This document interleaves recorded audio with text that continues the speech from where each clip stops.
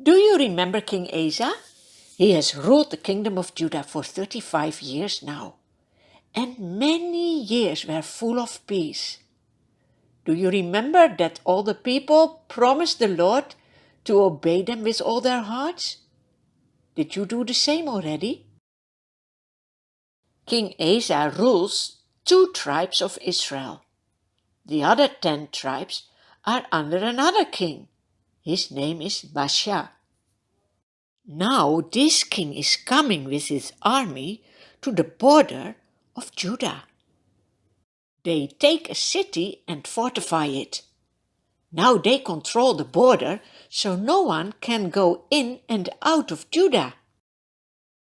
How can King Asa ever recapture his city? But instead of asking God for help and trusting him like he did in the past, now the king is making his own plan. Earlier in his reign, King Asa has given silver and gold to the temple treasury. Do you remember?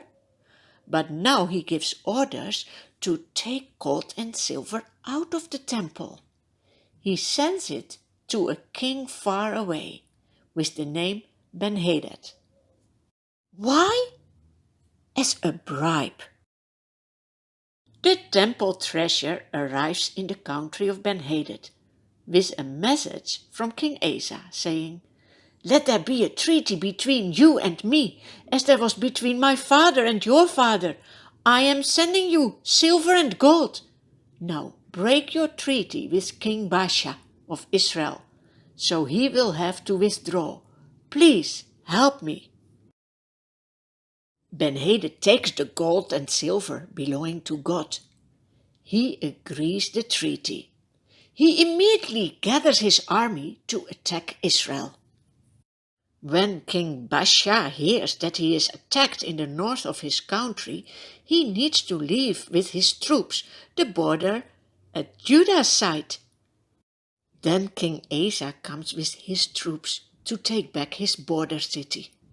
He plunders the building stones and timber Baasha has left.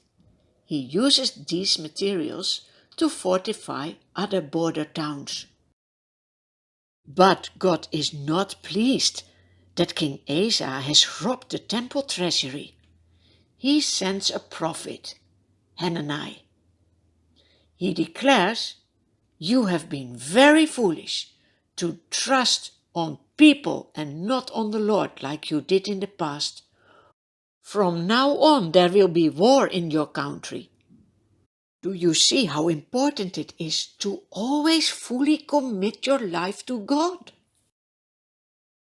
King Asa is so angry with God's message that he puts the prophet Hanani in prison. Yes, that can happen when you share the words of the Lord. But let that not make you afraid, because the Lord will always be with you when you follow him. The life of King Asa has changed. He is also oppressing some of the people he is ruling over. 3 years later, King Asa gets a severe disease in his feet. But instead of asking the Lord for help, he turns to doctors to heal him. But they couldn't. No, they cannot do anything without the blessing of the Lord. After 2 years, the king dies. When the people bury the king, they lit a huge fire to honor him. When we remember the life of this king, let us remember that when you look for God's help, you get peace. But when you try to solve problems in your own power, you face great difficulties.